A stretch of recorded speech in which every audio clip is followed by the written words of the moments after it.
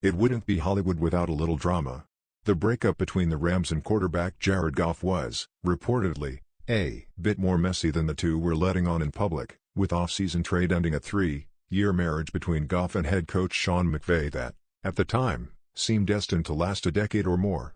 Now, with Stafford in Tinseltown and Goff in the Motor City, we know why the Rams decided to move on from the former number 1 overall pick, a souring relationship between quarterback and head coach. Here's how the partnership deteriorated. Week 12, 2020, the Rams fall to the 49ers 23-20, and Jared Goff goes 19 of 31 passing with 2 interceptions in the loss. Goff's performance draws the ire and criticism of head coach Sean McVay following the loss. Our quarterback has to take better care of the football, McVay said to reporters, but it wasn't the first time that McVay had called out Goff.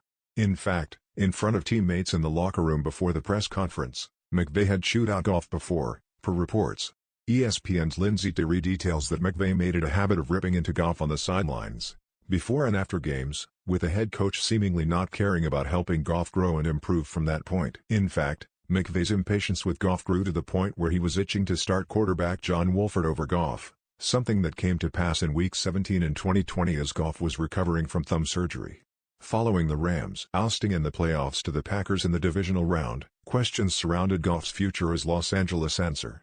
Both head coach Sean McVay and GM Les Snead were non-committal on Goff's future as quarterback for the Rams. "Yeah, Hess our quarterback, right now," McVay said on January 17. "Jared Goff is a Ram at this moment," Snead said on January 26, echoing his head coach's sentiments. "It's way too early to speculate the future. That's a beautiful mystery."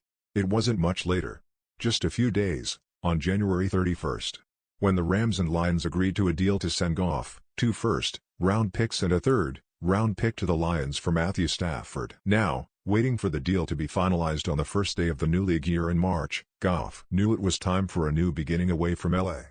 As the quarterback, as the guy that's at arguably the most important position on the field, if you're in a place that you're not wanted and they want to move on from you, the feeling's mutual, Goff said. "You don't want to be in the wrong place." It became increasingly clear that was the case. You start to feel, I don't want to say relief is the word, but you start to feel happy, grateful, ready for a new opportunity. That's the biggest feeling that I was overcome with that night, and even in the days following.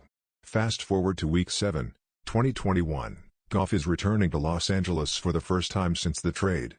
"Yes, I wish there was better, clearer communication," McVay said on October 18, regarding the way that the trade went down. "To say that it was perfectly handled on my end, I wouldn't be totally accurate in that. I'll never claim to be perfect, but I will try to learn from some things that I can do better, and I think that was one of them without a doubt." Goff also has some thoughts on McVay's comments. "I appreciate it. It takes a man to say something like that, so yeah, I appreciate it," Goff said. "It still happened the way it did, but I do appreciate him saying that and got all the respect in the world for them over there." Well, see how much respect the two sides have following the conclusion of their matchup this weekend.